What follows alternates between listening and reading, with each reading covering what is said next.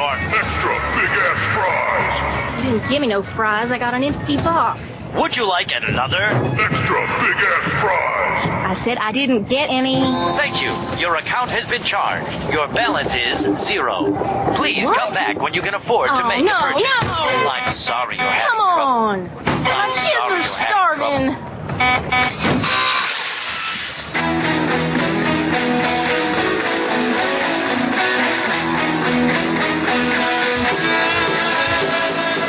Thank you for tuning in to Revolution Radio. Here at Revolution Radio, we believe in freedom of ideas, freedom of speech, but above all, we believe in freedom of existence through self-reliance. This station is 100% listener-supported, and as a fundraising promotion, I have a kick-ass free gift for a $100 donation. 35,000 seeds. 25 years in the freezer.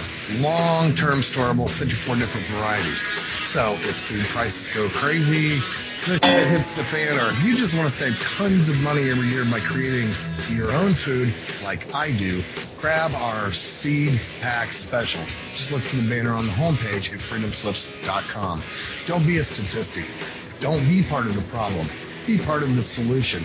We need, as humans, to start taking care of ourselves and not depending on the megacorps to provide unhealthy, nasty food. Included in this package is also a DVD with 900 survival and off-grid living documents and the offline home canning, how to do everything website, all on the DVD. So when you're growing all that food, you know how to can it, store it, preserve it, etc. with all these documents.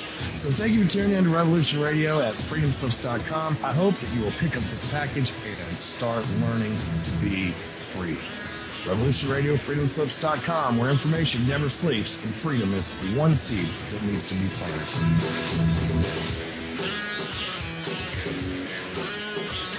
What are we doing live? It goes in eternity. All right, let's get it going. Are you ready? Are you ready? Let's go!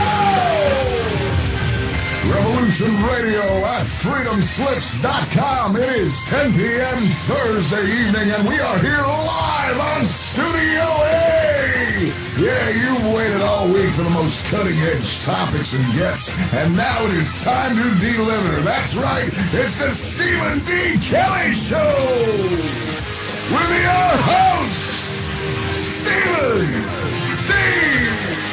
Kelley. Hey everybody, good evening. Happy Thursday, Friday morning, wherever you are in the world. My name is Stephen Kelley. This is another edition of the Stephen D. Kelley Show, and I'm your host. It's, our shows are getting more and more important, and the material is getting so far away from fluff, and I hope everybody appreciates that. Somebody made a comment the other day that said that you won't be entertained on my show, but you will learn something. Well, we have a mission here, and I'm thankful for Revolution Radio for giving us an opportunity to do this and having the courage to support us and allow us to do what we do here, because we are doing nothing less than trying to stop a war, and we are fighting against fascism, and we are fighting against evil, and we are trying to spread the truth where you are not getting it, especially here in the Western part of the world, the Western media. And it is incredible because it is certainly an uphill battle, and I'm very thankful that we have networks such as Revolution Radio and people aside from myself who are working so hard to provide alternative viewpoints and facts that contradict what the garbage that is being fed to the public at large throughout the mass media. And the issue tonight that we are continuing with, the same as last week, of course, is the war in the Ukraine, and not so much obviously we're going to be discussing details on the ground, and we have some very important guests, but what's the main goal here is to try to educate people to understand who the players are, who the United States is supporting, why we are on the wrong side of history here, And we would like to draw similarities between the situation in Ukraine with the situation in Syria and some of the other countries that have been destabilized and destroyed by countries controlled by the world banking cartel, etc. Before I introduce my guest, and bear in mind we are still trying to bring in other guests who are out of the country, and of course those in Eastern Europe, it's very difficult to have internet, and it seems especially the guys in Ukraine right now are having a very hard time getting a hold of us. But before I introduce my guest, my first guest, we want to remind everybody that Revolution Radio is 100% listener supported. We do depend on your donations, and our budget is not huge, but we do depend on you for it. It looks like we have 17 days left in the month, and we need to raise approximately another $1,100. We're not doing too bad, but anything that you donate to help us do that is certainly appreciated, and there's no such thing as a small donation. I also want to remind people that are listening to please, if possible, try to join our Facebook page. It's very simple, easy to find. Go to www.facebook.com/Freedom Slips, the same name as the studio. And just hit the like button, and then you will get announcements from us, from the various different hosts, for when we have shows and who our guests are and things like that. So it's a great way for us to network. And do not discount the importance of Facebook. Yes, it is a tool that is used against us, but it is also a very, very effective tool that we can use against them. And I want to emphasize the importance and the usefulness of Facebook. That is how I am able to contact the people that I am having on my shows. A lot of my guests I have recruited through Facebook. And I want to give a shout-out to Vladimir Sushan, my guest from last week, who was very instrumental in bringing some very important guests and making our show last week incredibly successful and important. And tonight also, Vladimir was responsible for connecting me to the gentleman that we have with us right now. And his name is Danny Welch, and I'm going to have Danny introduce himself, but just a brief description. I've just met him just recently, and I haven't really been able to talk to him, but I can tell just by his Facebook posts that he is certainly a wealth of information. He is a peace activist. He is living in Boston, and he was a guest on Russia Today very recently on Crosstalk, I believe it was the program over there. And I'm sure we'll talk about that, but I'm very honored to have him here tonight. And last week we had also another prominent person who was very active in a journalist from Germany, and his name was Manuel Oxenreiter, and he was also just recently on Russia Today. So if you look at the significance of the balance or the power of the media, especially the Western media propaganda machine, versus the other news outlets such as Russia Today, Press TV, and the Chinese news outlet. There are very few sources for information that is not corrupted and propagandized by the Western media. So this is why it's really important to have people like Danny with me tonight to present opposing views, and not necessarily opposing views, but the facts. Because I think as you learn more about the situation in Ukraine and who these players are and who it is that the U.S. is funding, and we'll talk about that, you'll see just how incredibly unsupportable this operation is, and it's by the very fact that the propaganda campaign is twisting everything around in such a Orwellian fashion that people could even begin to accept the lies that are being preached in the Western media. So, Danny Welch, would you please unmute your microphone, come in here, say hello, and tell us the audience a little bit about yourself and about the work that you're doing, as far as being a peace activist, and a little bit about your association with the work with trying to stop the war in the Ukraine. Thanks, Stephen. Thank you for having me on. My name is Danny Welch. I professionally go by Daniel Patrick Welch, my full name.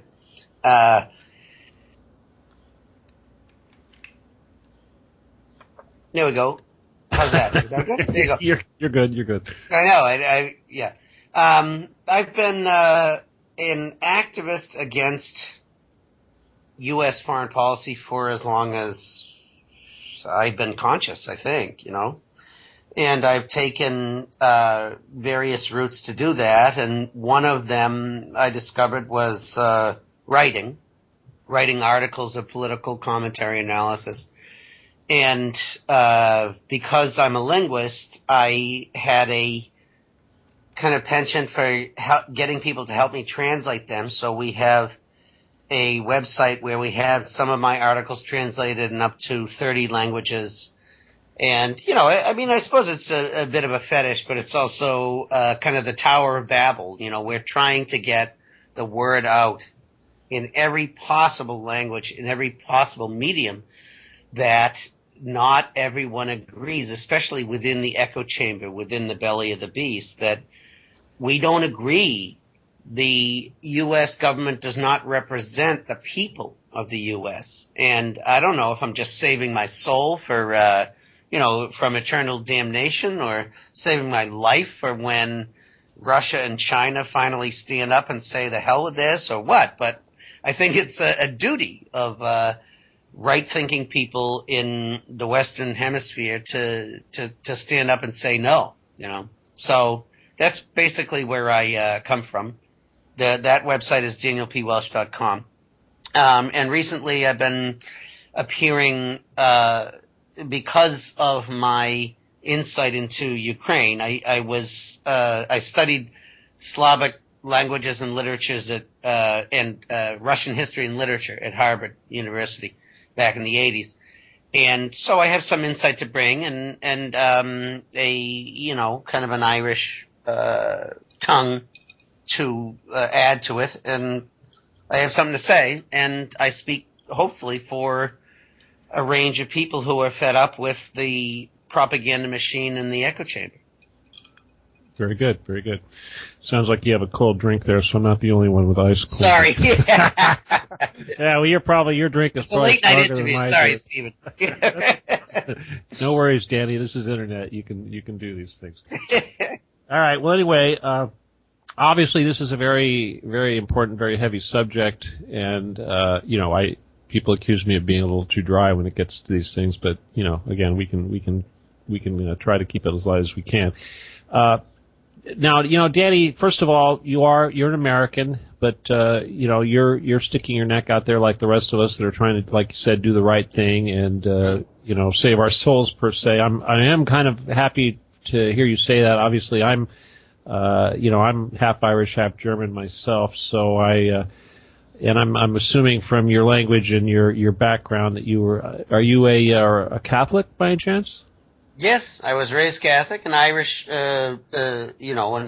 Catholic family from the Northeast. Traditional, pro-Kennedy liberal Democrats and, my family and all that stuff. And a little bit of a leaning toward Irish republicanism, which then I, delved into and developed on my own. And I think that's an incredibly, pregnant, kind of wealth of information about resistance and revolution and the history of the British Empire. I think I don't know if it was Yeats or someone who said England's first colony destined to be her last.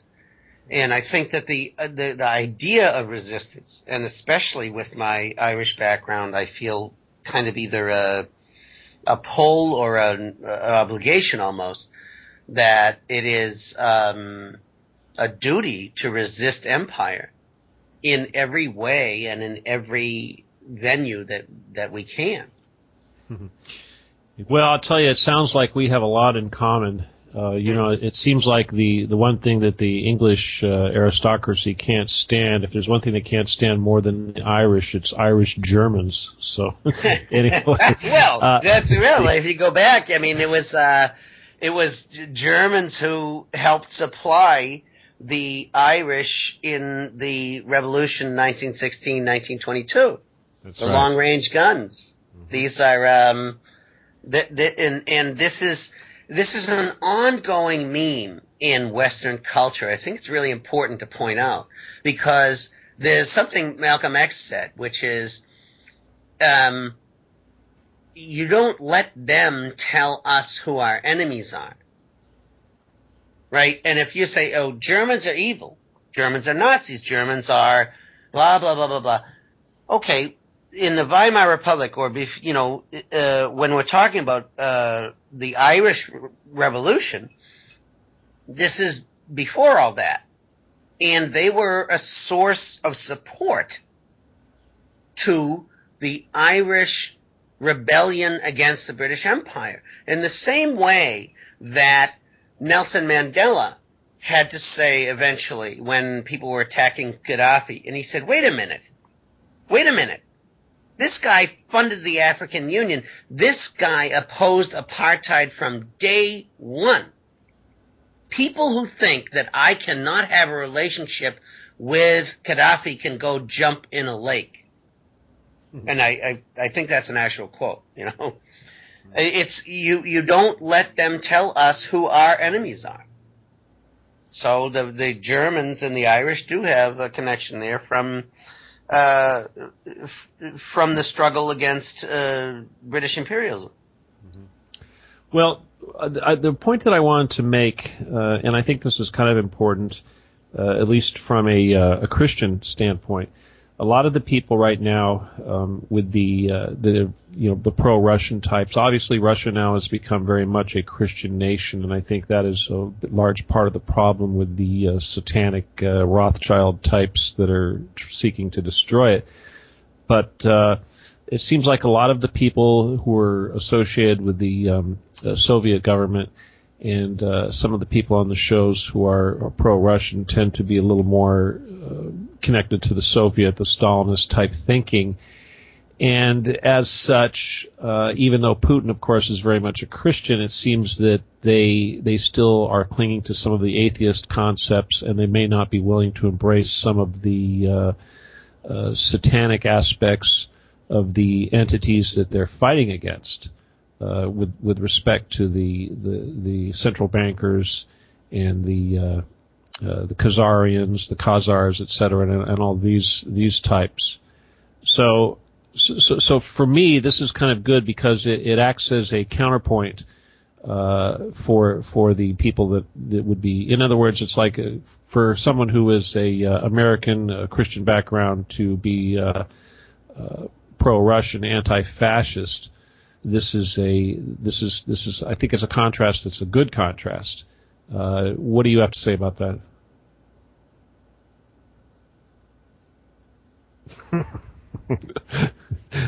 Too contrived?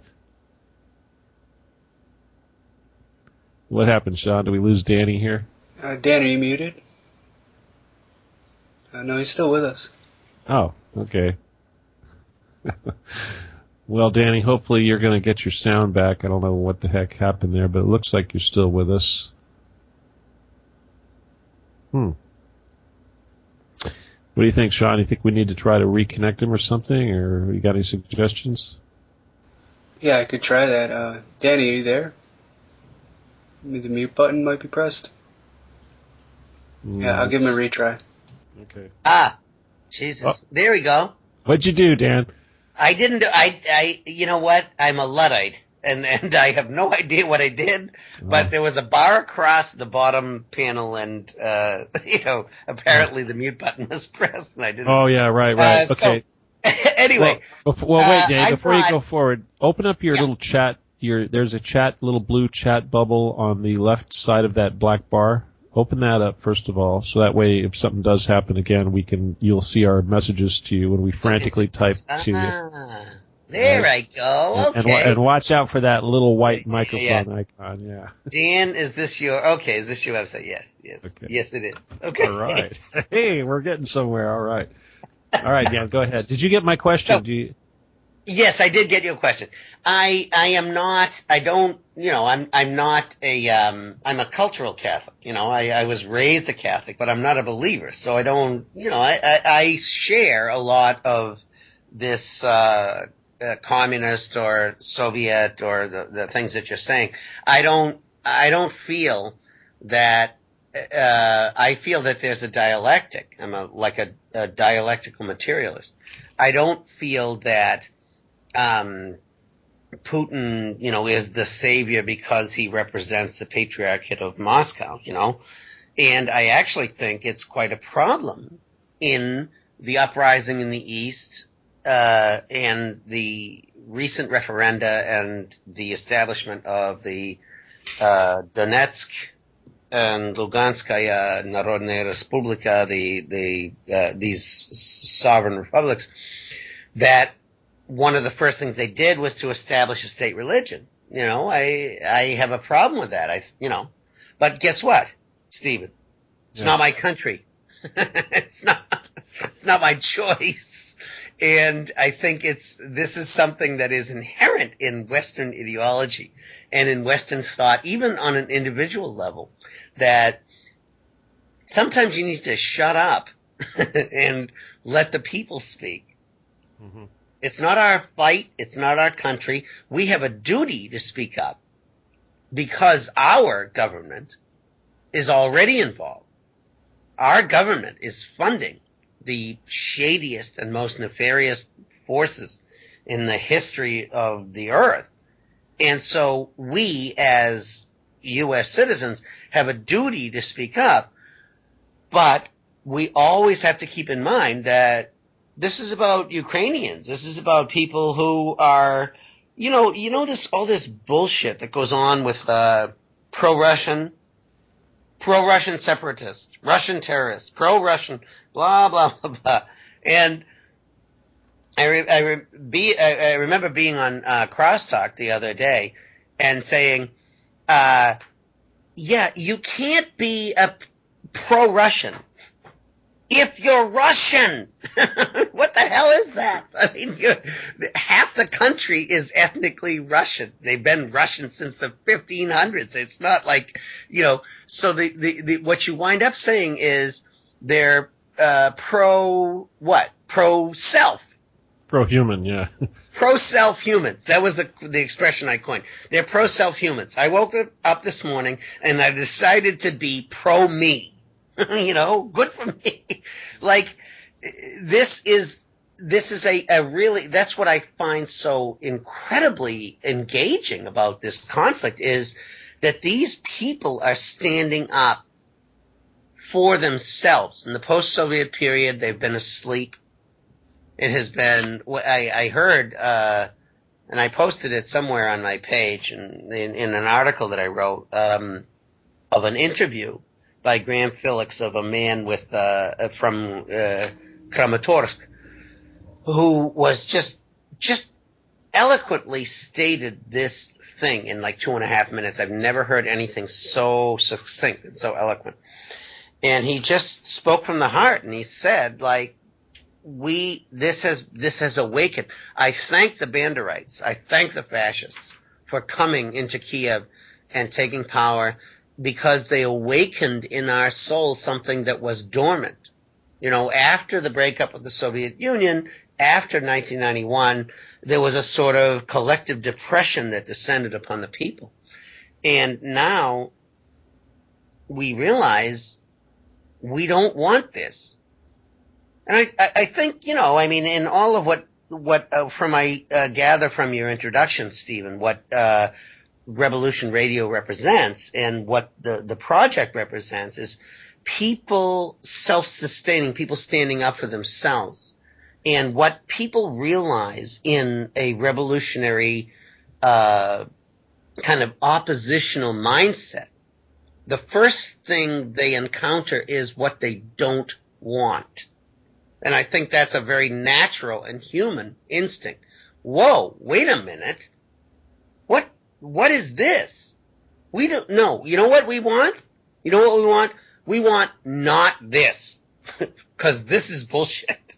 And that's an instinct. The thing is that it speaks to billions of people. That is the essence of humanity. Everybody knows when they are uncomfortable. Everybody knows when they can't stand something. Everybody knows when they're feeling oppressed. And that happened in Crimea. And Crimea was a separate story because it is essentially a Russian province. It always has been, it's, so they had this referendum, which was a no-brainer, but it was, 90-90, 90% participation, 90%, yes. Yeah. We want to get the hell out of here. But what was that motivated by? They didn't stand up in the morning and say, we want to get out of our country.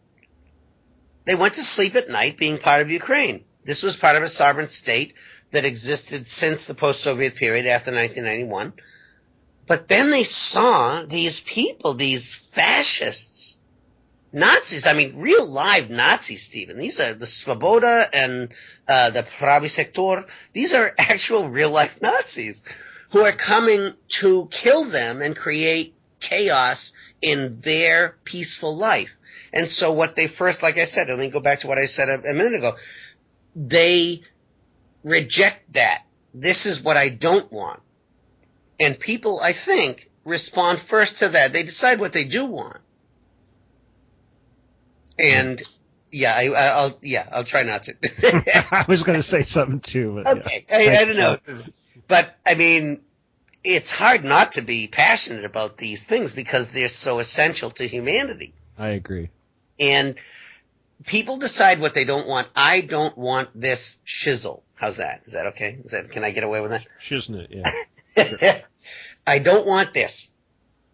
And at first, even in Crimea, people were not opposed to federalization. They weren't opposed to some sort of accommodation. But it was the continuing actions of this pro-fascist and proto-fascist junta that made them realize we gotta get the heck out of here. There's a meme going around in the southeast, Yugo-Vostok, which is Novorossiya, is the kind of amalgam of what the former East Ukraine, soon to be. And it's, last one to leave Ukraine gets the death.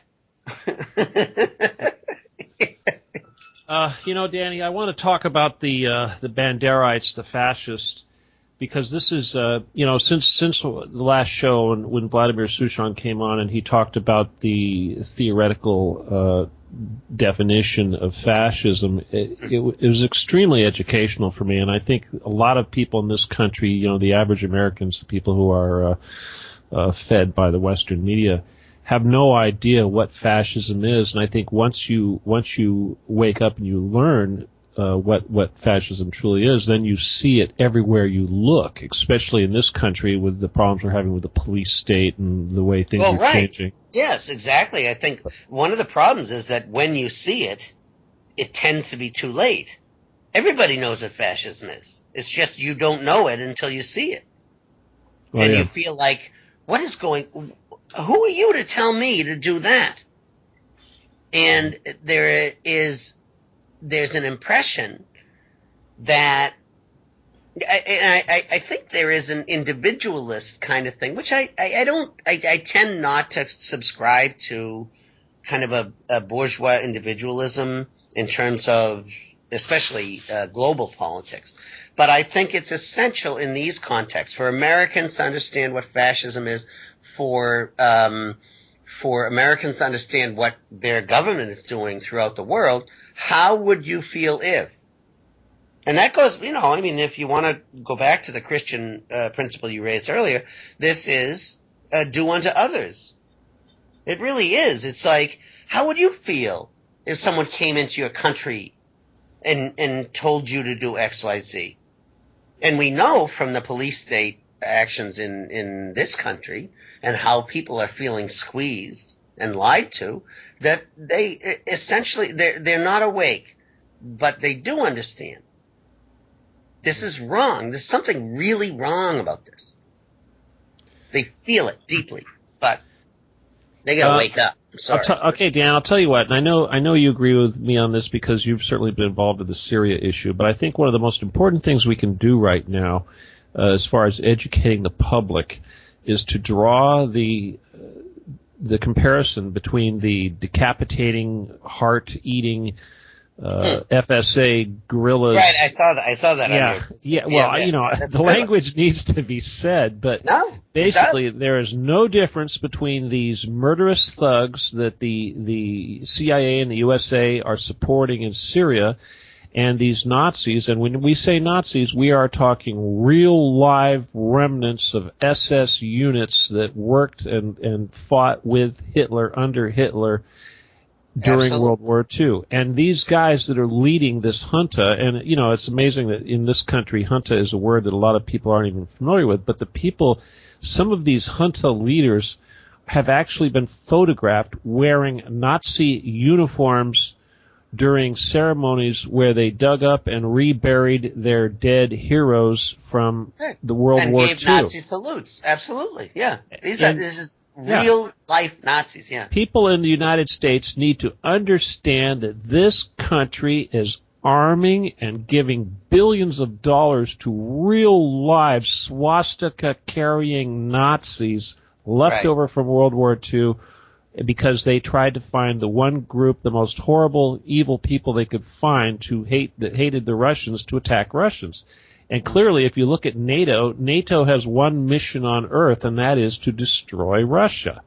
So clearly, this has not their motives have not changed since World War II, and taking all these former Soviet satellites and trying to turn them into NATO members is the greatest provocation that we could possibly do to the country of Russia. And I've been telling people that when you look at the Cuban Missile Crisis, which was predicated because of us arming Turkey with nuclear weapons. Thank you. And now we have we've got Lithuania, Ukraine, Poland, all of these former republics, Latvia, Georgia, and on and on and on. The country is being surrounded with former satellites who are now enemies and clamoring to become members of NATO, who are housing NATO troops. And we have jets, U.S. Air Force anti-missile defenses everywhere. They're surrounded. Right. So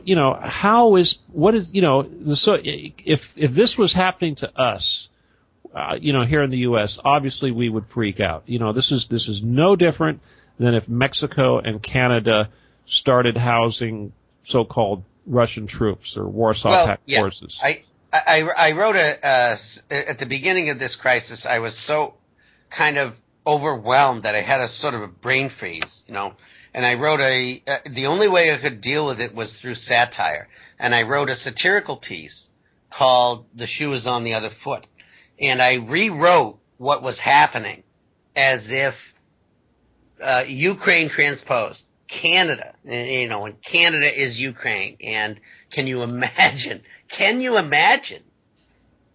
if that were the case? The U.S. would have invaded a long time ago. Well, let's say flattened Toronto, flattened Montreal, flattened Alberta, and maybe a few other cities that nobody knows about. Calgary, All right. Just to give you an example of what the Ukrainians or the Russian Ukrainians are having to go through, what if Canadians were marching down the streets with torches saying, "Hang an American, stab an American, Americans out"? Well, we would need a buffer, wouldn't we, Stephen? Well, we would certainly be upset. We would need a buffer. Say 300-400 miles a buffer, southern Lebanon, say. We would just need to move in and take over just a few hundred miles of someone else's territory because we didn't feel safe. That's how American foreign policy is. What if a Mexican started killing any American they found on the other side of the border? That would be the same exact situation. And yet you have this meme.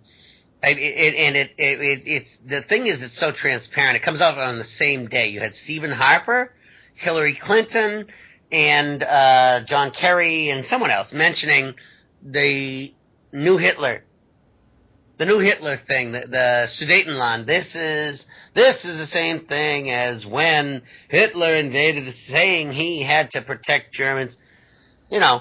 And What it requires, this really is Orwellian because it really is the script of 1984. It requires a studied negation of truth and of the past.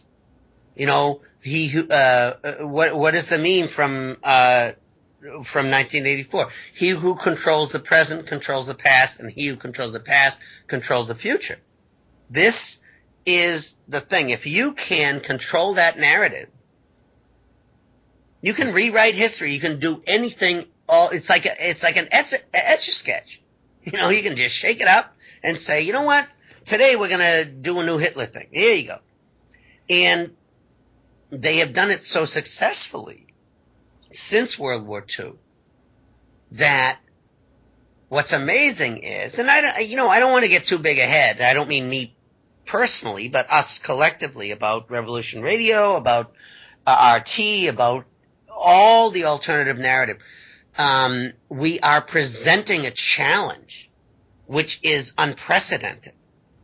And I don't want to overstate it because, they have a lot of missiles and a lot of nuclear weapons.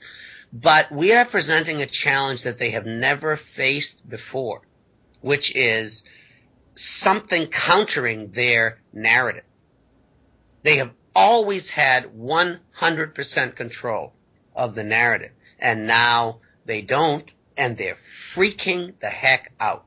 Absolutely freaking out. That's why you have John Kerry come on from Foggy Bottom and say the propaganda bullhorn, of RT, and exactly like a sociopath, accuse you of all their crimes. Mm-hmm. Just what people like that, I mean, in an individual sense, people like that always do. You are lying. How can a country in the 21st century? Excuse me? Have you seen Iraq lately? Have you seen Afghanistan or Yemen or Libya or Syria? I mean, let alone the countries in which the U.S. is involved in destabilization efforts like Venezuela. And then, of course, Ukraine. So the thing is that you have to take, the thing with Ukraine is that it's front and center because it's right now, because it's Europe, because it's Russia, because it presents the threat of World War III. But what Americans have to understand is this is an absolute unbroken chain from the end of the Second World War to now of the U.S. doing exactly what they're doing in Ukraine times, 80. I think one of the websites that has, tracked this sort of thing, it's scores and scores of attempts of CIA coups and attempted, attempts to control and occupy other governments and destabilize governments and overthrow governments. It is the essence of U.S. foreign policy. It's nothing new. It seems like theft is the key word here, huh? Theft? I'm sorry. Theft, yes, theft. Yeah, exactly. It's plunder. It is the IMF.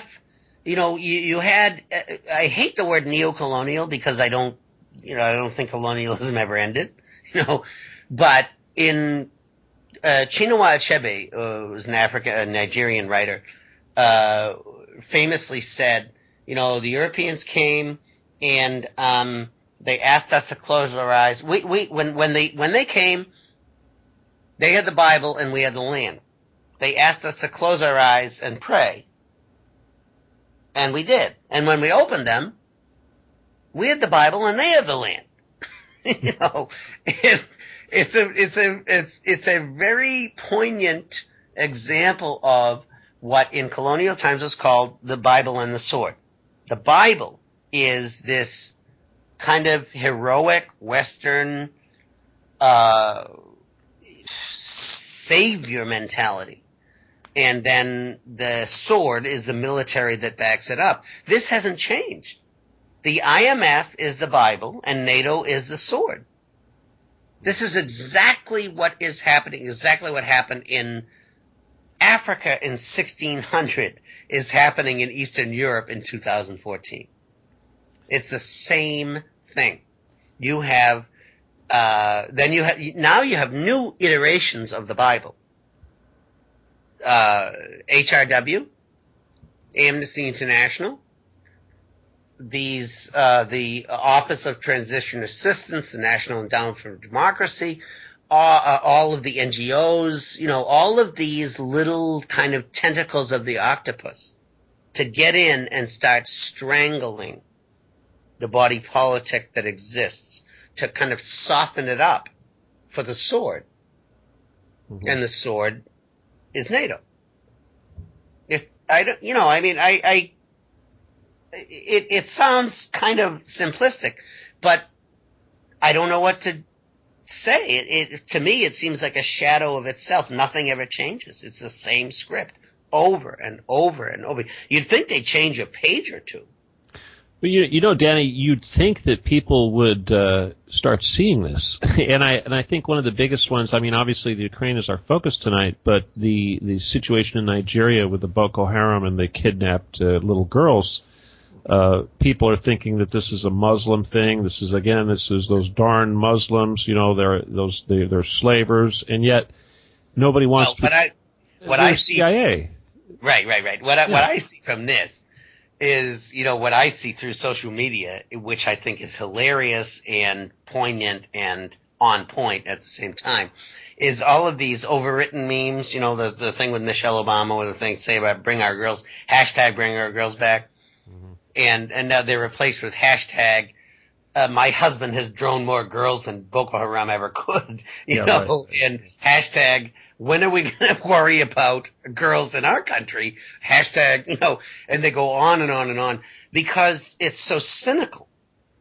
It's so cynical and self-serving. It's not to say, and I've had friends on social media say, this is a real thing. These people are, this is sad. This is a tragedy. Of course it is. But you have to prioritize. And then again you get to this idea of kind of homeopathy or we have a dilute solution. It's the definition of a drop in the bucket. This is a drop in the bucket. Okay, fine. Why are we focusing on this? This is Natalie Holloway.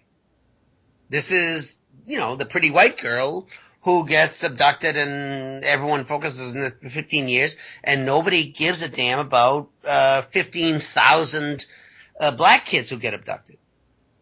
Mm-hmm. And so what purpose does it serve? And the purpose that it serves is, well, you see it. You see it now.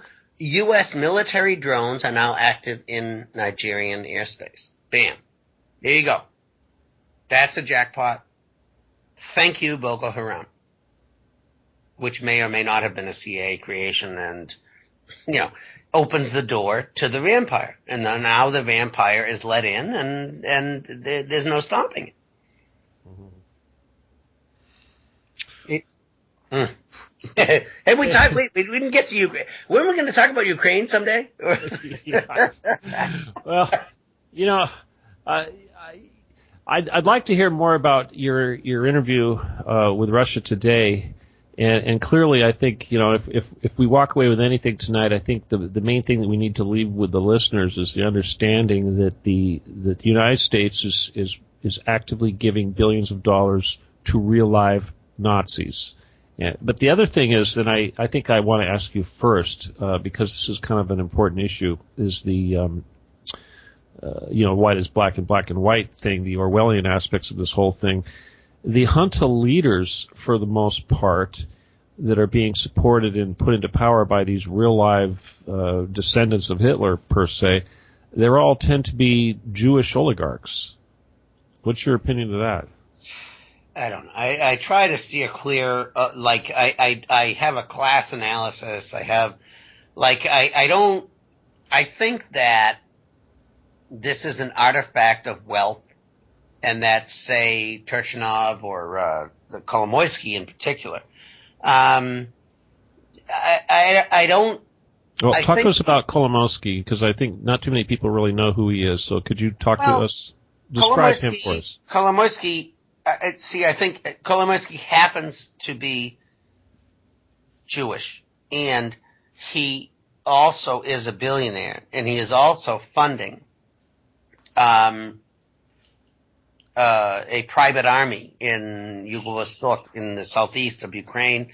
He is clearly connected to somehow to the massacre in Odessa. He is clearly now these two leaked phone calls that came out today, where he is talking to Oleg Tsarev, who is the only Eastern candidate in the presidential election, who withdrew because he was beaten to a pulp by a fascist mob in Kiev. You see that there are two things. There's a follow-up conversation between Ian Eastman and Oleg Naginsky, who was a friend of Oleg Tsarev, where he said, "Is this true? What your boy just told my boy, that there is $1 million bounty on his head, and he better leave Ukraine or else." And this is very important when we get to this whole weird, question of where Jews are lying in Ukraine, because it's not what it seems. What he said was, "Whoa, we don't know anything about that. That's crazy. We're not involved in this. He doesn't speak for us. That's not the Jewish community in Ukraine has not put a bounty on Tsarev's head." And this happened with the fake the fake Roundup flyer in Donetsk a month ago that was also linked to Kolomoisky. That the rabbi in I don't know if it was in Donetsk or somewhere else, came out and said, let me just interrupt you for a second. Isn't that a basic Zionist trick, is to use the so-called they say the anti-Semites are their greatest allies? Well, I don't know. I hate to get involved in this because I think it's a distraction from one of the main points, which is Kolomoisky. Yes, fascism. Kolomoisky is a big fish in a small pond, but he is a pawn, just like Turchinov and Yatsenyuk are pawns, just like the EU are pawns, just like, as is turning out to be true, Angela Merkel is finding out that she's a pawn. These people are all pawns of U.S. imperialism that is trying to do, and you mentioned NATO as, its singular mission was to keep Russia out. But one of the earliest generals in NATO stated it quite clearly and said there was a trifold mission: to keep the U.S. in Europe, to keep Russia out of Europe, and to keep Germany down in Europe. Now, we see this existential crisis imploding, and the U.S., they're trying to force the Washington consensus on a very unwilling Europe. Angela Merkel is a conservative. They could never have a more appropriate ally in the body politic of the post-war German state than someone like Angela Merkel. No, Hermann Schroeder says, who is a former chancellor, says quite clearly, I understand Putin. I understand what he's doing. I understand why he's being defensive. Angela Merkel is CDU. She's a conservative. So she is a natural ally of the conservative American perspective. And she's balking because they have billions of dollars worth of trade. It is not in their interest. It has not been in their interest since Adenauer to ally with the U.S. against Russia. Because guess what? They're very close. They have a lot of gas. They had a lot of oil. This is what happens between countries. It just makes sense. Who do you trade with? The people next door. It's like Minecraft. You trade with villagers. I found villagers and they gave me this, and so the Americans are still and all. And Obama's a hologram. He's basically President hologram. He's just a sock puppet. And he's an exponent of this ongoing policy to divorce Europe from Russia, which is to say Europe from itself. And, of course, it's successful to the extent that you have the muscle to back it up, and they're losing. Well, I'll tell you, and hopefully you'll agree with me, but it seems to me that the USA, of course, with $17 billion in debt, or $17 trillion of debt, is... Yeah, it's a few zeros, Stephen. Yeah, well, just what's a few zeros? What's a few orders of magnitude between friends? Yeah, but bottom line is that clearly the United States has no choice. We have got to initiate world war because the petrodollar is going away, and the bubble will burst, and it's only a matter of time before there's absolutely $0 left, and the country completely implodes. So clearly, if they don't shoot their wad now, it'll be too late. No, I think that's absolutely correct. And there is this, in military terms, the only thing that the U.S. empire still holds over the rest of the world is overwhelming military might. The Russians and the Chinese are catching up, and they will have reached military parity within 10 years. So we have this 10 years of chaos before us to navigate the new terrain. But the new terrain is already established, Stephen. It's already lost. This is the problem with the kind of like tail shaking or the death throes of this vicious empire, is that the next war is already lost. If you read today's big announcement was the gas deal with China and Russia, and the announcement of that the Russians are now insisting that gas deals and oil deals with Europe be conducted in rubles. The end of the petrodollar is here. It's not, in a few years. It's right now. And the petrodollar has sustained, and in broader terms, the use of the dollar as the world's reserve currency has sustained the U.S., the bloated economy, for 3 generations. How do you have 6% of the world's population consuming 25% of the world's wealth without propping it up somehow? The problem that I see in revolutionary terms for the internal market or in the belly of the beast is that Americans individually have a lot to lose from not being king of the hill. Why shouldn't we have $8 gas? That's what it costs, right? Why shouldn't we have the $15 hamburgers? That's what it costs. The system is masking this pain for a hollowed out economy that's been kind of scored out from the inside. And it's a shell that will collapse and leave an enormous chaos in its wake. Mm-hmm. Well, I'd like to think that there is some hope. Obviously, when everything does crash, certainly the people who are dependent on the false economy, Wall Street, et cetera, and all this inflated non-equity, those parasites, they're going to have problems. Right. But office plankton, I think, is what Michael Orlov calls them.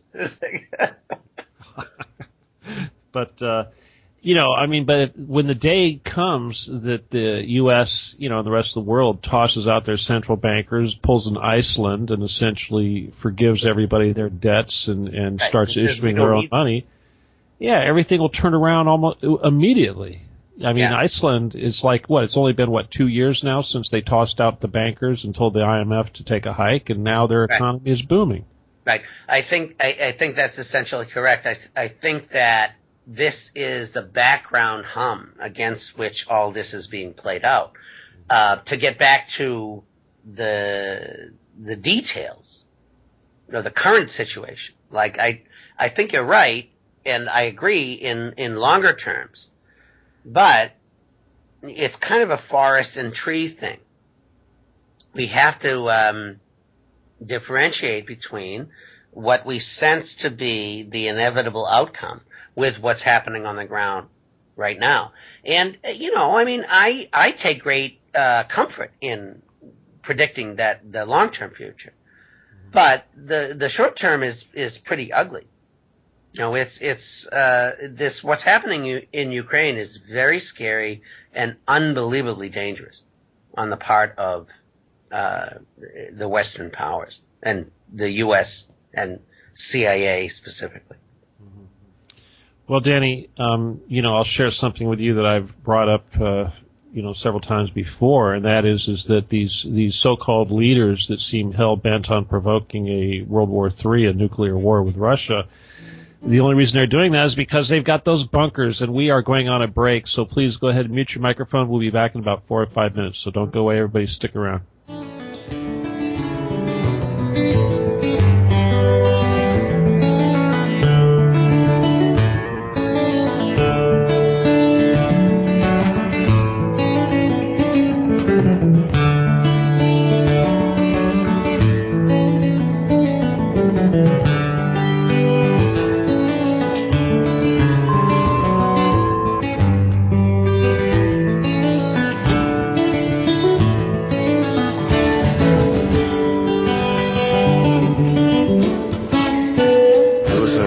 Radio at freedomslips.com, and we'll be right back after this message.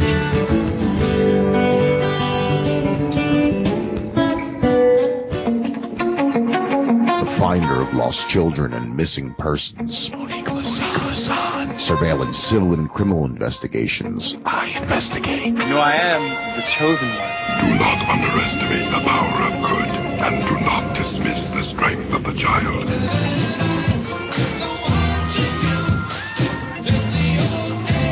Yes, every Wednesday evening on Revolution Radio, come join our very own Eye Investigatrix, Monique Lassan, with her private Eye X-Files. So you're the finder of lost children? Private Eye X-Files, every Wednesday from 10 to midnight Eastern, Studio B, on Revolution Radio at freedomslips.com. I realize it's very hard for you to take in. What is your destiny to find the golden child? Listen in to Journeys with JP, Tuesdays on Revolution Radio at 3 p.m. Eastern Time, with a variety of guests, each giving their unique perspective on their journey through to the now. Journeys offers you, the listener, a chance to share that perspective. Join me, JP, on Tuesdays at 3 p.m. Eastern on Revolution Radio, simulcast with Wolf Spirit Radio.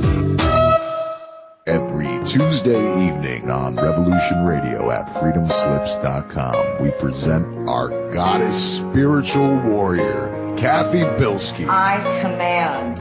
I call to the architect of the universe's divine creators and ask for permission to quantum leap the world in all life forms on all planes and dimensions, seen and unseen, connected with planet Earth, to let us go beyond our known potential into the greatest unknown golden age the universes and worlds and all planets have ever experienced. Kathy teaches the spiritual truth so that you may create a better life and be able to make positive changes for yourself and for the planet. She helps us remember that we are not powerless, but very creative spiritual beings having an Earth experience. Time to quantum leap into the age of divine enlightenment and let Kathy provide you with the tools of knowledge you need to awaken spiritually. That's the Quantum Leap Show. Let Light Unite every Tuesday at 10 p.m. Eastern on Revolution Radio, Studio B.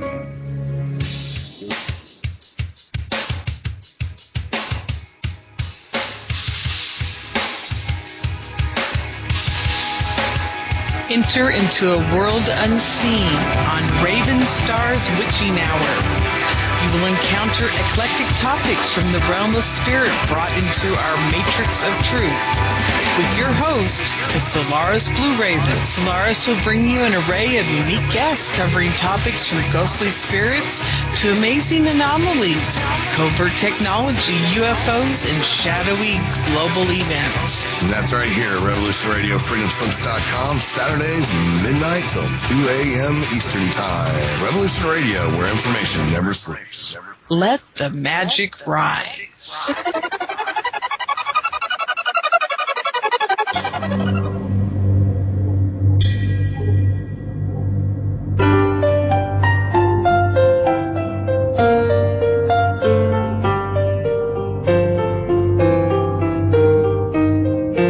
Did you ever feel that things were not quite right? That everything was just ever so slightly askew? Do you have, to paraphrase Morpheus, a splinter in your mind? If you're interested in hearing the latest information about UFOs, the paranormal, ancient cultures and structures, monatomic elements, longevity, fantastic discoveries in science, downloaded to your brain, then tune into us. Hi, I'm Dave. And I'm Mackie. And we are Shiny Side Out, Sundays 2 to 4 a.m. Eastern.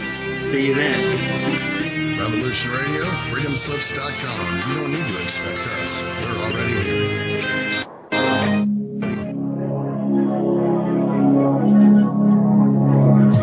Ladies and gentlemen, can I please have your attention? I've just been handed an urgent news story, and I need all of you to stop what you're doing and listen.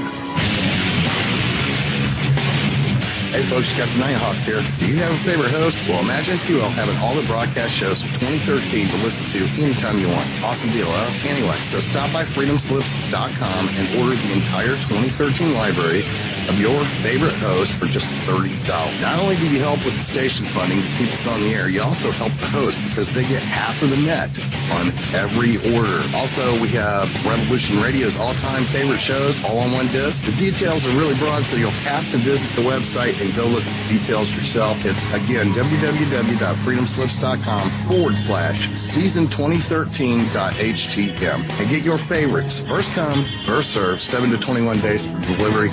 Thank you. This is Revolution Radio, freedomslips.com, where information never sleeps, including me. Later. We've got to stop them! They're going to kill us all!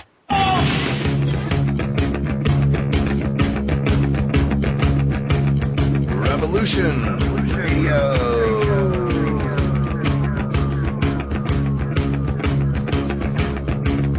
You're listening to Revolution Radio, freedomslips.com, 100% listener-supported radio, and now we return you to your host.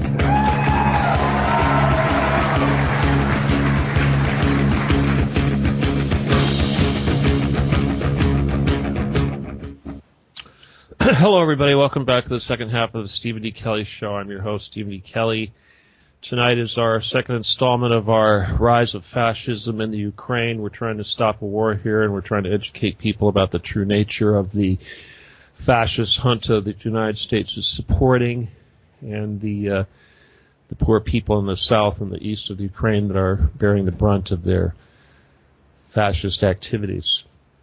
My guest right now is a peace activist whose name is Danny Welch, who was just on Russia Today and certainly has a lot of information that we're enjoying. If you just joined us, you'll probably want to go back and listen to the first half of the show on YouTube. The show will be out in 24 hours on YouTube.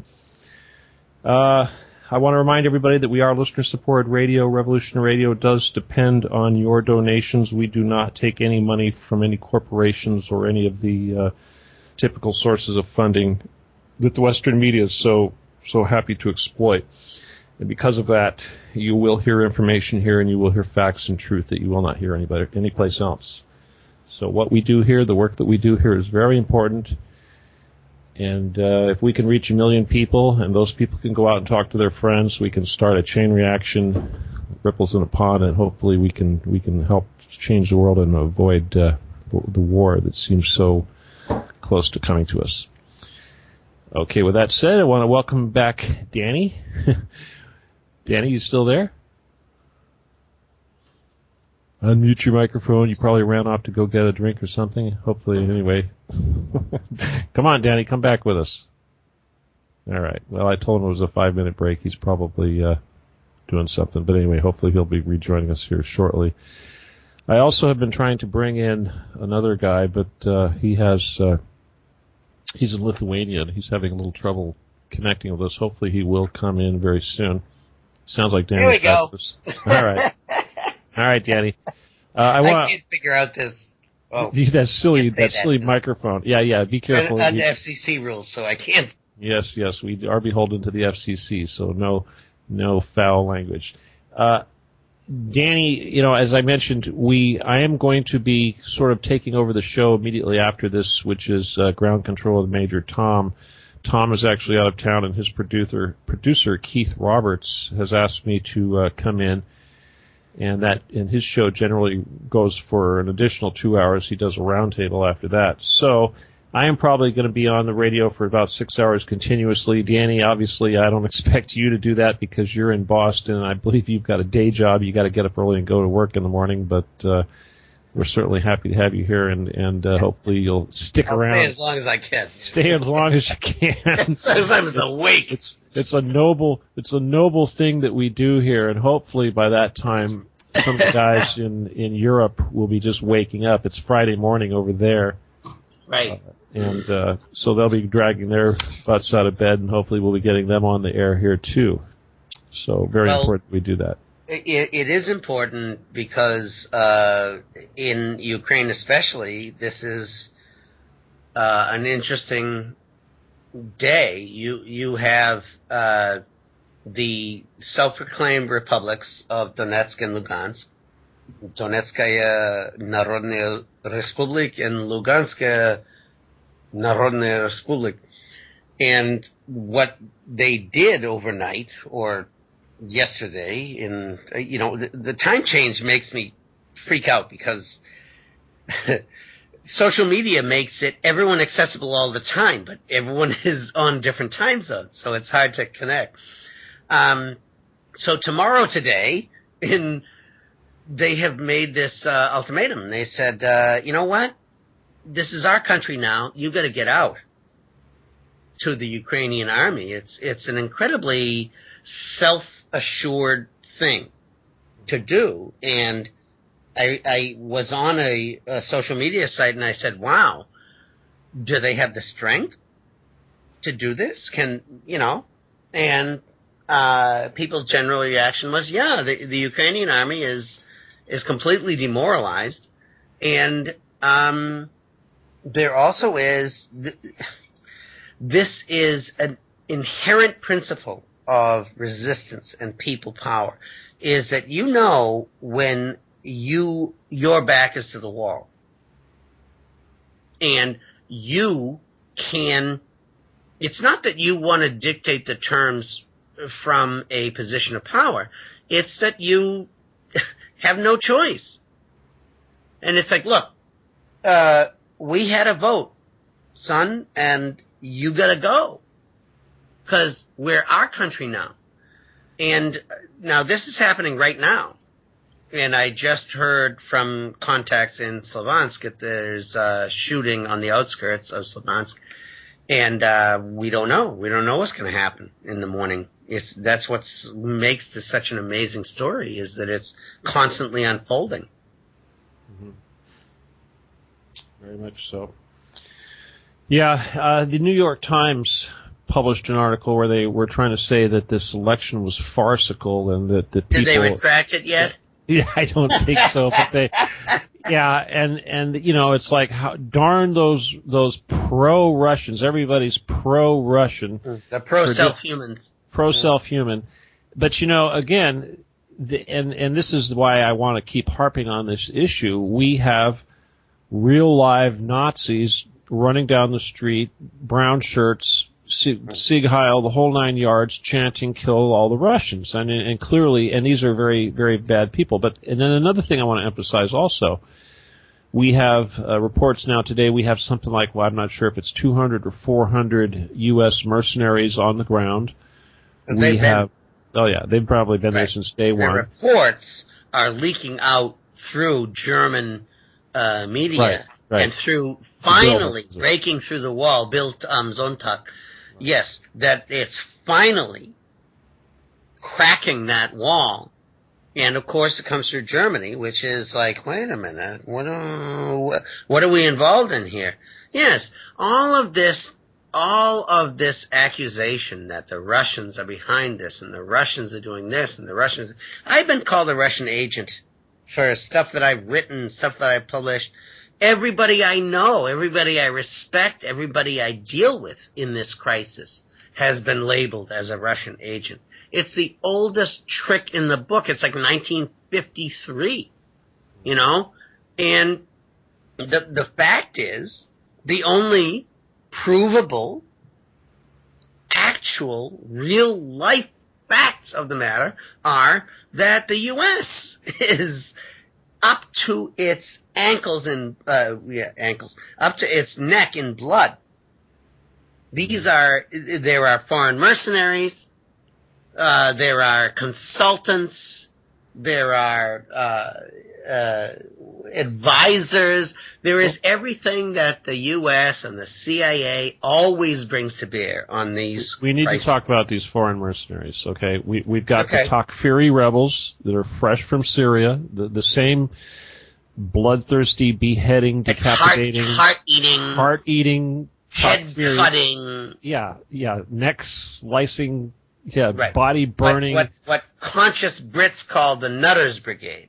The Nutters Brigade, right. Those people are now, this is why these people that are voting to leave the Ukraine, this is why they're doing it. They are scared to death. Yeah. And then you've got Chechens. You've got Chechen fighters fresh from Georgia that are coming in there that have no love for Russians. Fresh, Steve. It's 10 years ago. Well, yeah. No, seriously. The president of the Chechen Republic has come out very forcefully and said he respects and appreciates the president of the Russian Federation's actions in Ukraine, and he supports them. Mm-hmm. Chechnya is a very different place. I'm sorry, I don't mean to go off on a tangent, but Chechnya is a very different place than it was 10 years ago because they got rid of the nut jobs. I guess the bottom line is the nut jobs are still dying to Ukraine. They're dying to kill Russians, right? Well, the CIA seems to collect these nut jobs and tells them where to go, right? Well, here's an interesting comparison, and I think I know it's going to piss off a lot of people, but Hitler had Erich Strom, right, the head of the SA, and once he seized power, he decided, okay, these people are crazy. They're crazy. Right? So he had the Night of the Long Knives, where he went and systematically had murdered all of the leaders of the SA and subsequently had them converted into the SS, and made a new pact with the stormtroopers, right? Now, the CIA or the U.S. is either not that smart or thinks they're smarter than Hitler. They can just uncork and cork and uncork and cork the bottle, let the genie out when they need it, and then put it back in. And the hubris is astounding. And I think because of the way that, the Western narrative has developed, I can say this with a straight face. Even Hitler realized that these people need to be permanently put back in the bottle. The American foreign policy establishment and the military-industrial complex and the war machine and the death merchants either don't realize that or don't care. They think they got this system rigged. They can go into Afghanistan, use Mossad, use the CIA, use the Pakistani ISI, and filter 100,000 kids through Afghanistan through this training program where they basically create Islamic Jihad. Islamic Jihad is not indigenous. There's nothing indigenous about it in this specific sense, Stephen. I mean, militarized global, right? And those are the two elements that are really important. Militarized global Islamic Jihad. Jihad is just a quest. It is a necessity for Muslims. But globalized, militarized Islamic Jihad is fully and completely a creation of the West through that filter in Afghanistan. Filter 100,000 kids through this thing, train them, get them going, and send them. Where? Bosnia, Chechnya, everywhere. It has become just another a breeding ground of trained killers, like the School of the Americas was in the 60s and 70s in Georgia, and fed out to Central America and South America. It's like an octopus. There's no stopping this. The Hydra. Mm-hmm. It's pretty crazy. Yeah, I had a buddy who was the former CIA station chief over there in Pakistan during the 80s when we were, arming the Osama bin Ladens of the world and the Mujahideen over there. Peacefully. And I'll tell you, people have stingers. Such stingers. Yeah, right. The stingers. Yeah, shipping stingers to the Mujahideen. Right.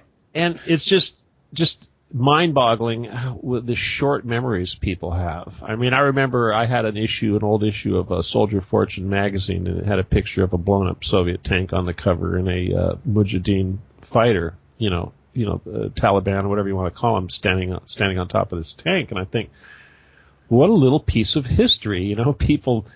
I can't believe that Americans can be so darn forgetful about these things, but I don't know. And I'll tell you though, it's getting harder and harder and harder for me to keep my patience with some of these people who are just so controlled by what the media says. Intelligent people. I know. I think I remember I had an interview with REN TV in Russia a few days ago, and I had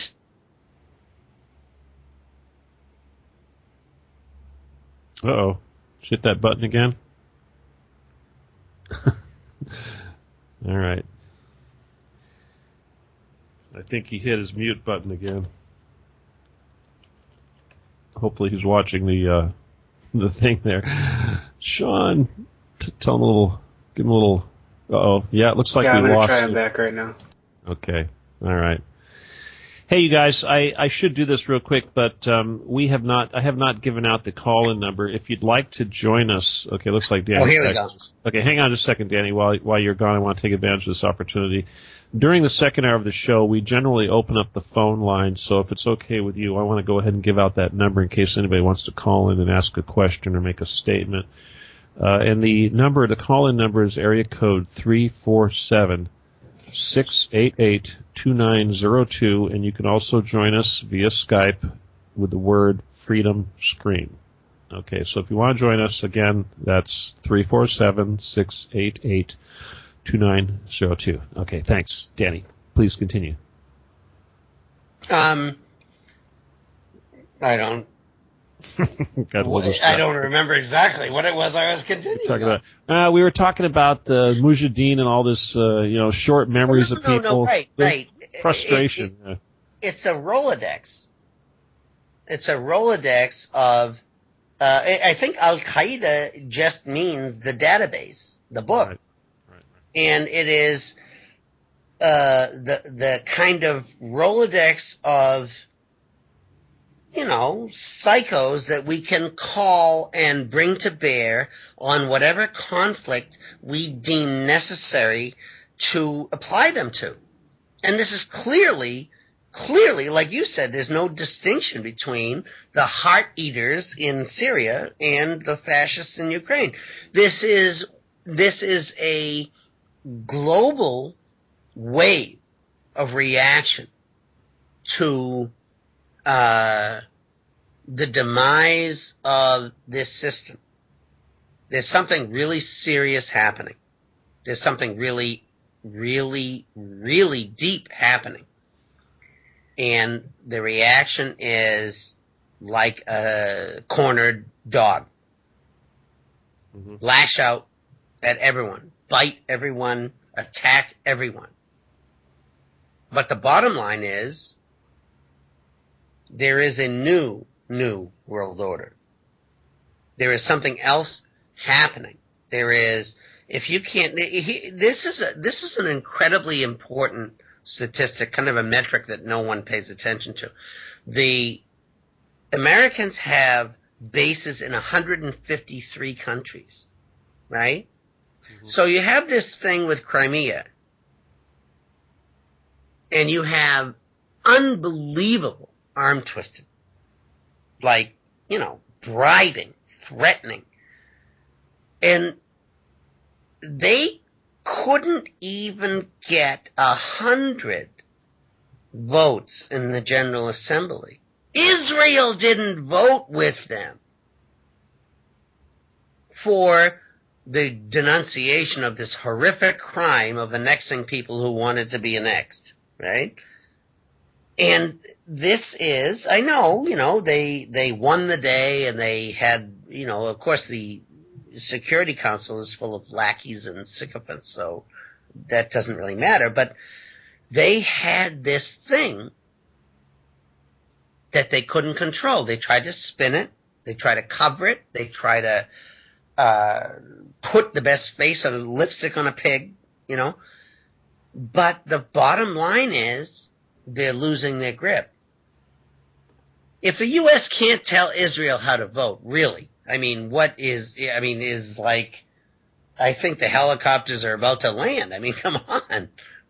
This is amazing news, but it's completely under the radar and it's completely underreported.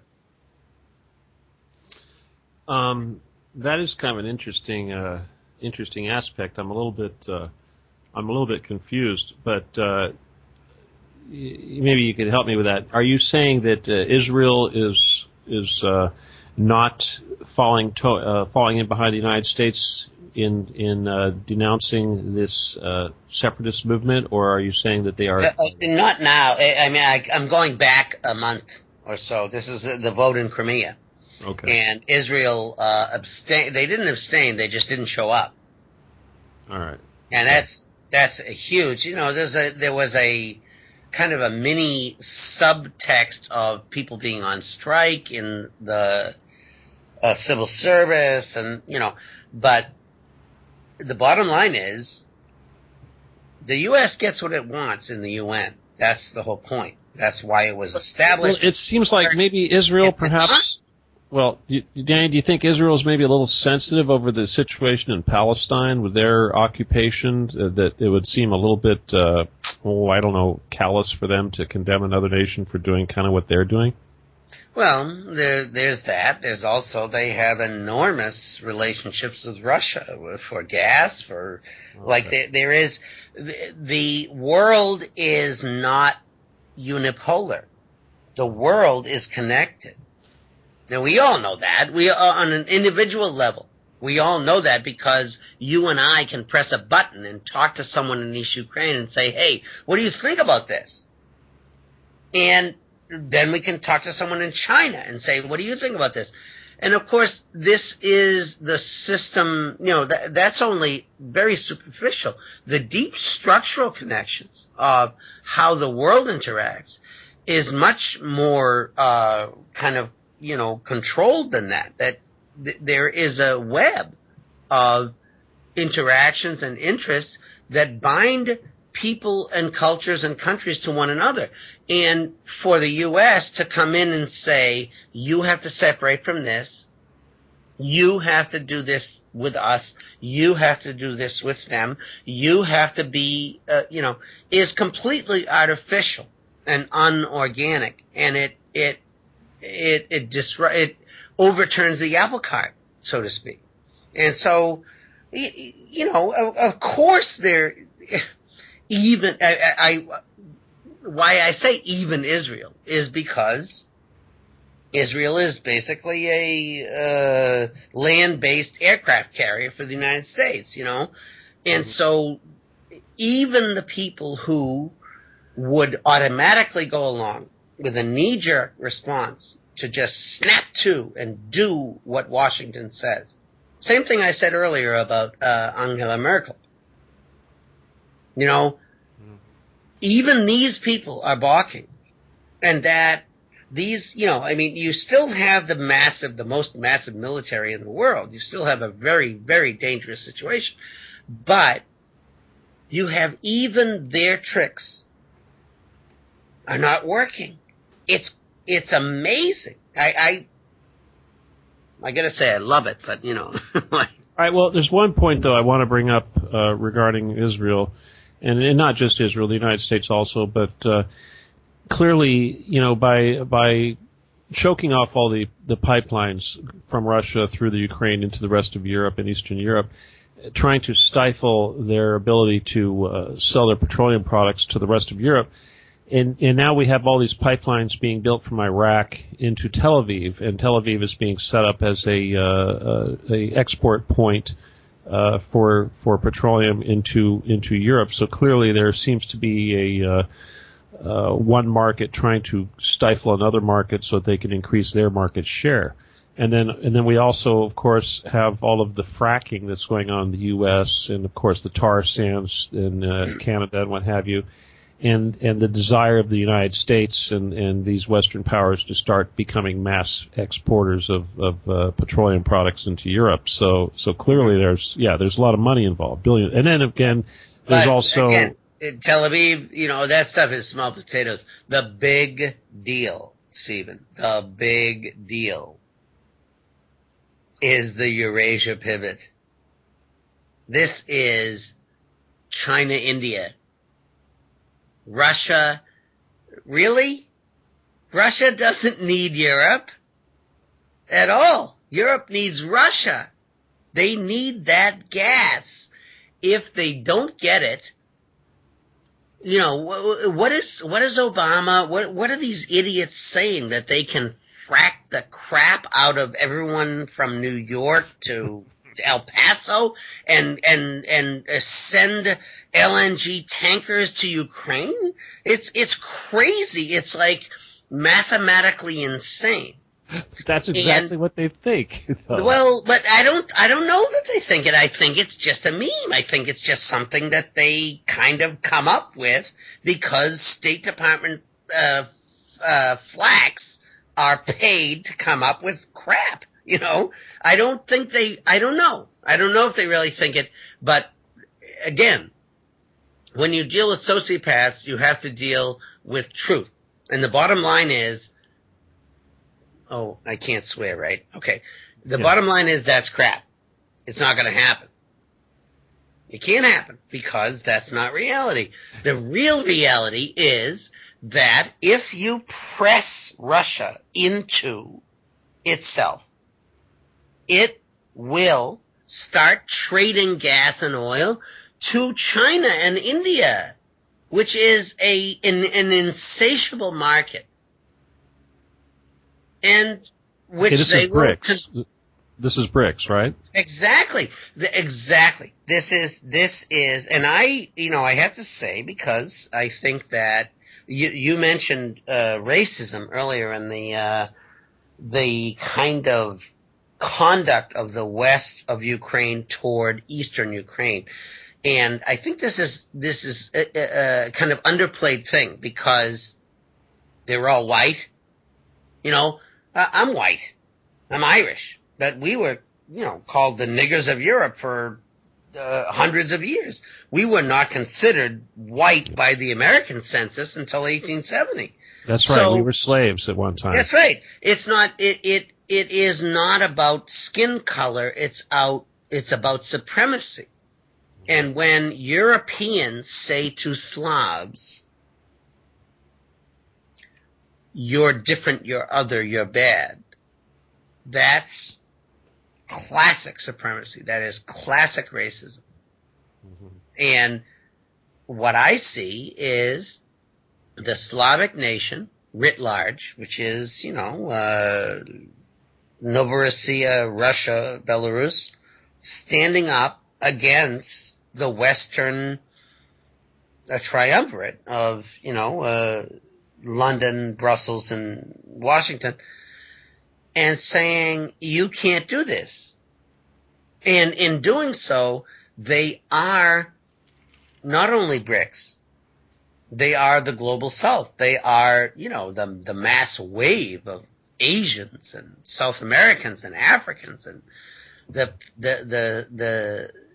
mass of humans, 4 out of 7 billion people who, I think it's more than that, but who have been living under this yoke of capitalism or, however you want to structure it. Well, yeah, exactly. Corporofascism. Corporofascism. And I think it's an important thing to kind of not call people to task, but to reel them in saying, Russia should do this, Putin should do this, Russia should do that. It's a very scary thing. Russia is in an existential crisis. This is unfortunately what the West has unleashed. This is an existential crisis against Russia. And it's not aggressive, it's defensive. They have no choice but to batten the hatches and respond however they respond. This is what I want to say to my, Facebook friends and people who interact on social media. You can't tell people in an existential crisis how to respond. I won't necessarily agree. I'm not a fan. I'm not an ally. I'm not a compatriot of the current regime that rules in the Russian Federation. But I do accept this fact. They are the bulwark of right. The bulwark? The bulwark of the global South and BRICS against Western hegemony. Okay. It really is the final battle, if you will. This is like what's Linda Hamilton looking at the playground in Terminator. Terminator, thank you. Yeah, right. She foresees this nuclear, explosion, right? I see this in the future, and this person is the one who has my back. And I think it's important for Americans and leftists and people who support revolution to understand that. You don't have to agree with everything. You don't have to believe, I'm not voting. Guess what? I'm not a Russian citizen. I'm not voting for Putin. He's not paying my bills. But he's right. Right. But hang on just a second, Danny. Before we go any further, I want just to clarify something real quick. the issue here really isn't an issue of liberalism versus conservatism and whatnot, because these are polarizing tools used to divide and conquer us. I think, one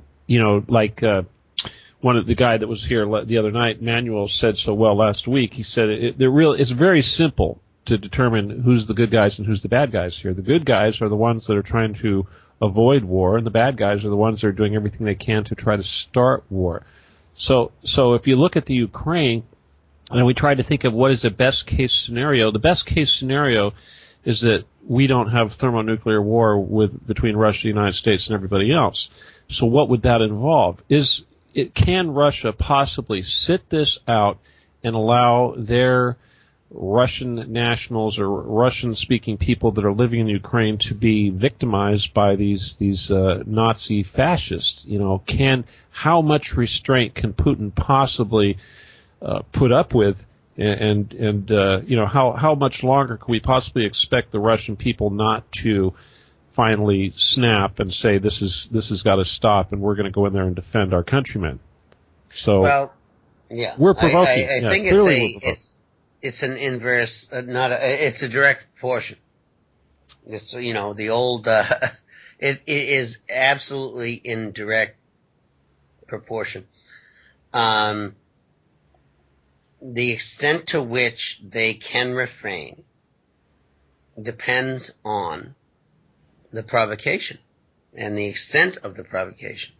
I think that the extent to which they can refrain from intervening ups everything that Russia can gain from this. Remember, this is absolutely at heart a provocation. The whole point, the point of Odessa, the point of Mariupol, the point is to kind of bait Russia into doing something that it can't take back. That's right. Exactly the same as in interpersonal terms, if you're in a debate with a sociopath. They don't care. That's absolutely not their point. They don't give a damn. So, to the extent that Russia can refrain, they gain. They win. And I think here you have Russia's strategy revealed, right? Listen, this is the former Soviet Union. I mean, come on. These guys have the biggest spy network in the history of humanity, right? They are recording every phone call, every email, every Facebook. We talk about Facebook being CIA book. I mean, this is Russia. This is the former Soviet Union. So now what they're doing, and this seems to be the new info war, which I think is incredibly effective, is to leak, like they did today, from some unknown source. Oh, some unknown source.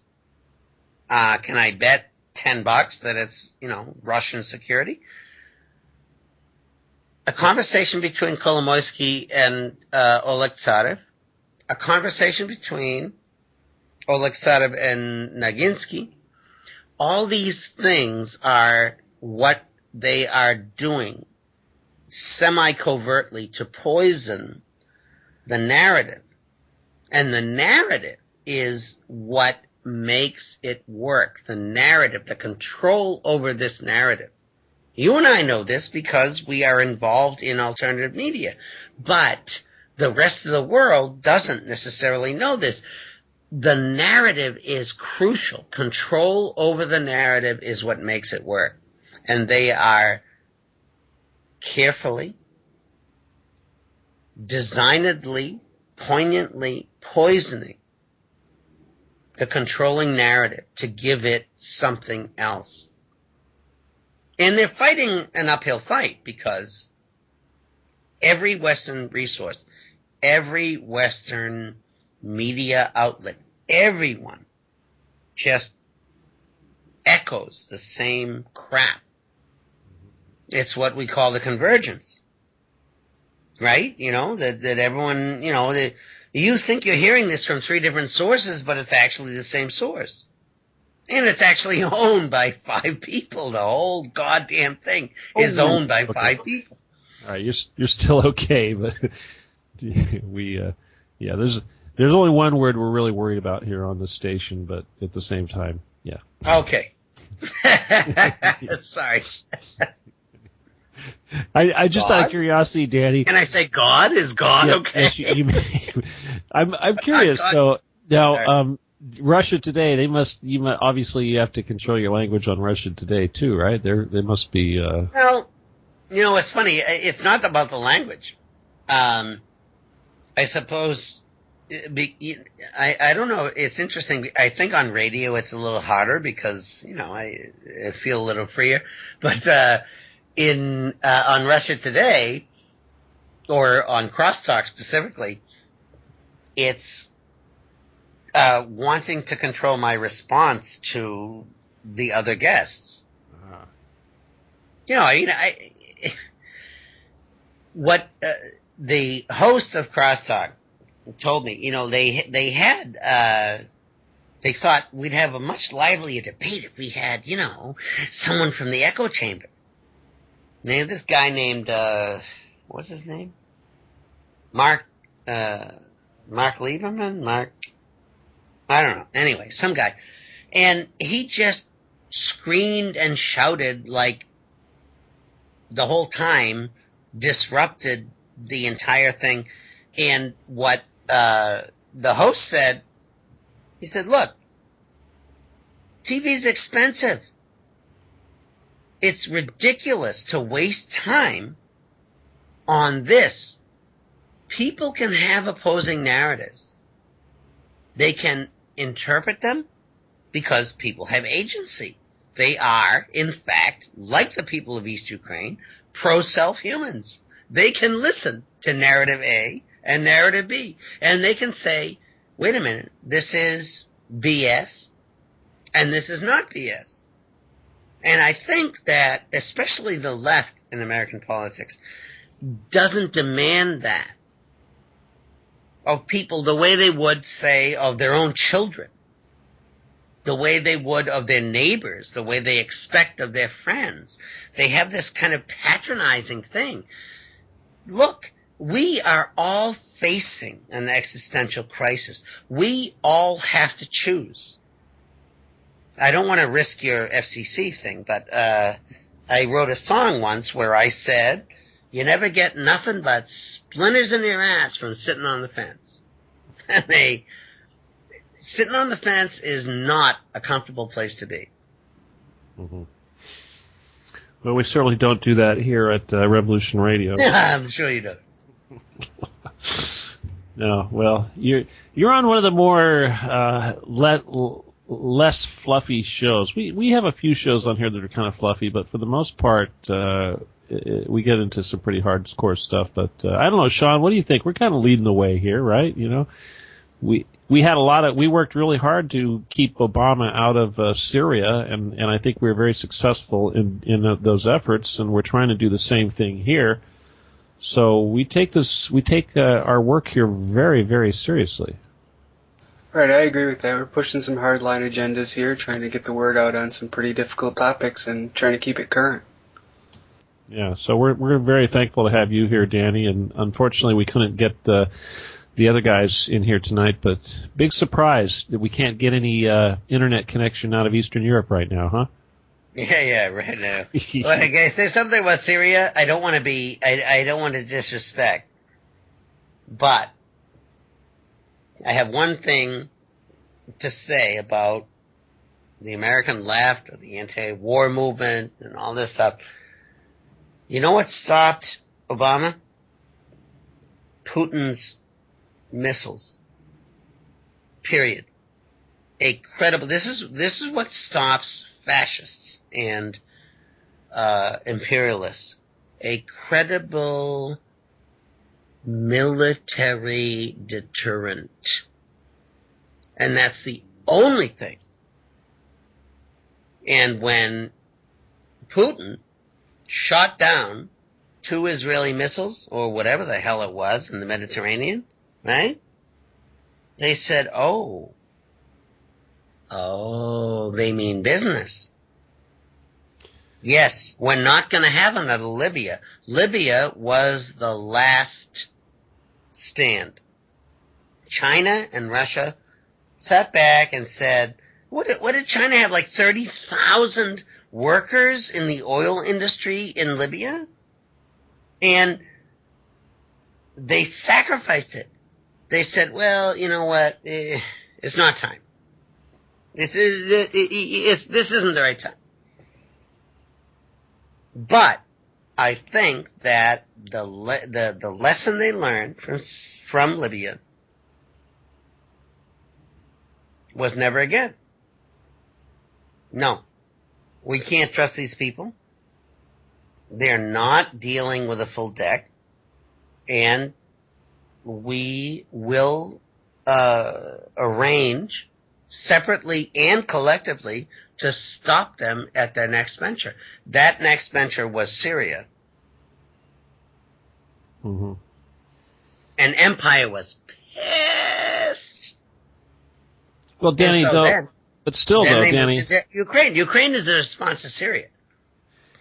Again, though, we have these world leaders, and I'm talking about the Western leaders, who are anxious to provoke a Earth population culling nuclear war to reduce to wipe out 6.5 billion people, and they've got these plans to go down in these bunkers that they've invested trillions of dollars in and ride this out. So that's the only way that you could understand why they would do anything so suicidal. It's not because they think that we have overwhelming superiority militarily and that we're going to destroy them and not suffer. They're expecting us to suffer. It's they won't suffer, right? When you have your John McCains and your Obamas and all these guys saying nuke, nuke, nuke, destroy, destroy, destroy, they only do that because they are assured in the knowledge that they have gold-plated bunkers a mile deep underground to go into and ride this out. Well, Stanley Kubrick predicted this like 40 years ago. I wonder if Henry Kissinger was, kind of like concocted in a lab in Langley, because, Dr. Kissinger, Dr. Strangelove, I was shocked when I read this thing. It's like, oh my God, this is Henry Kissinger. Where the hell how did they know him before he was him? And I think that the principles that were espoused by Kubrick in that movie were very foretelling of what is happening now. You have people who have no connection to the people who their policies are affecting. I mentioned President Hologram, but mm-hmm. I think that's I made it as a joke, but I think it's a real thing, that they're not in tune with reality. They're not connected to the pro-self humans, as it were. Mm-hmm. Very true, very true. Once again, real quick here, Danny, I want to remind everybody that's out there listening that if you'd like to join us and call in and give us your opinion or ask Danny a question, the call-in number is 347-688-2902, or you can Skype in at Freedom Screen. And certainly we would like to hear. I'm enjoying this interview, and Danny, we don't really need anybody to call, but at the same time, it's always helpful to get information from more people outside. It gives us a nice human aspect that seems to have a very important part in what we're trying to do here. No, I agree with that. I always look when I publish something or appear on something, and I try, you have to have a balance of listening to people and defending yourself against the haters. Look at, for example, the RT stringers who are operating in East Ukraine take, for example, Graham Phillips and the vitriol and the just poison that comes out on his Twitter feed in the reactions and the retweets and is disheartening on one level, but also a validation that we're getting under their skin. We collectively are making a difference, I hope, and this is not something that they planned for. Look at Ukraine, Stephen. This is a disaster. This is a complete disaster. Here's the thing. This is what their plan A. Plan A is do the Mossadegh, Allende, Arbenz, everything. Do the whole CIA shtick where you have, a legitimate,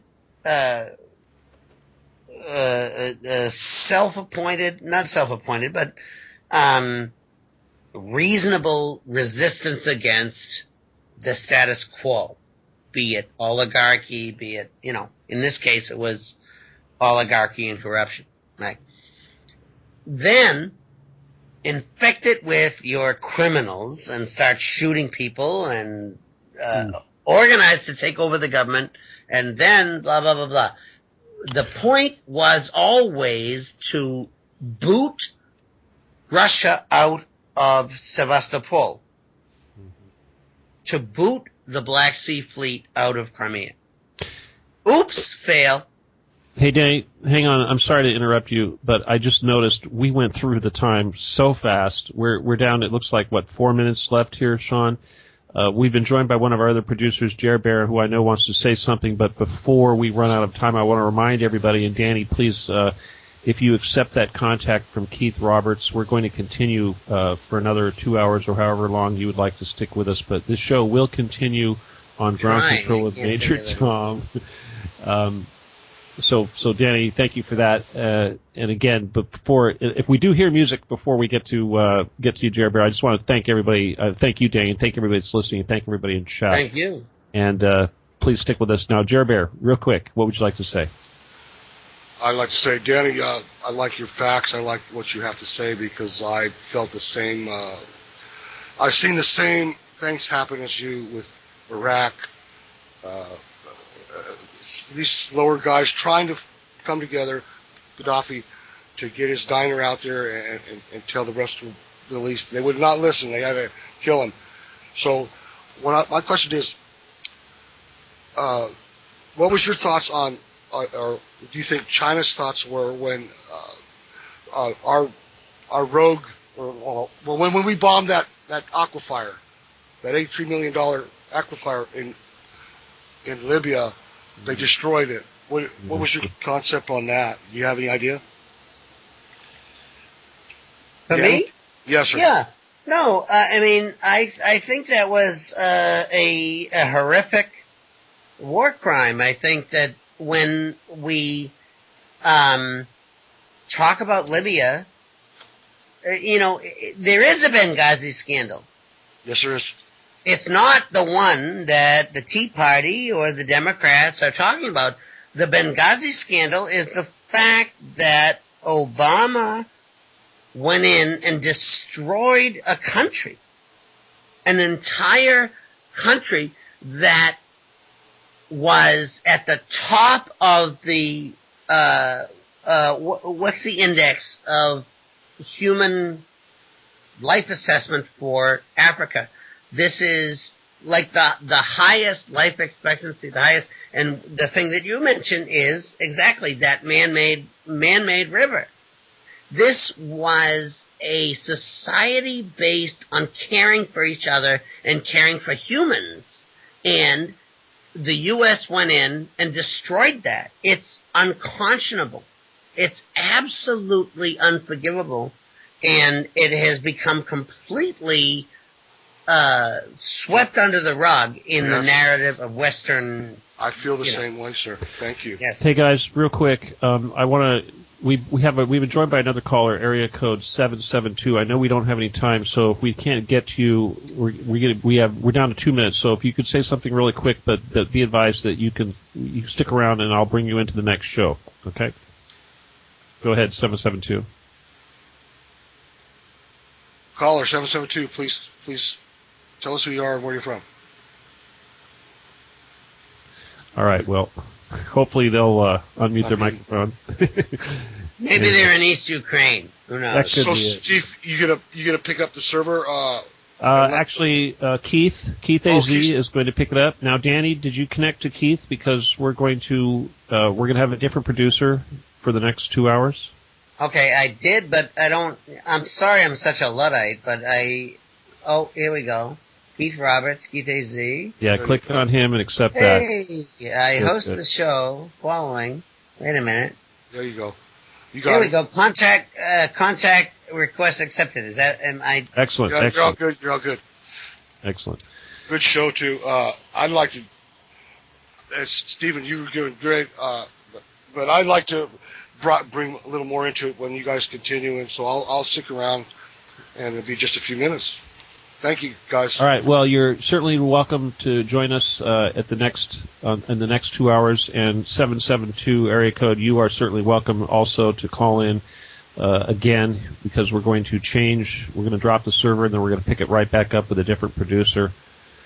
Again, we're down to the last, 2 minutes remaining. I want to remind everybody we are listener-supported radio. If you've enjoyed what you've been hearing, and I hope you have, that your support is certainly valuable and appreciated, and everything that you do is going to help us continue to bring the truth and hopefully stop a war. Again, I want to thank Danny for being here, and I want to thank him for continuing to be with us for the next show, which is Major Tom. And there is our music, so that is it. Thank you. Good night, everybody. Thank you, Sean. Thank you, Jerry Bear. Thank you, Jerry, Danny, and we'll see you all next week. But we'll be right back. We'll be right back. Yeah.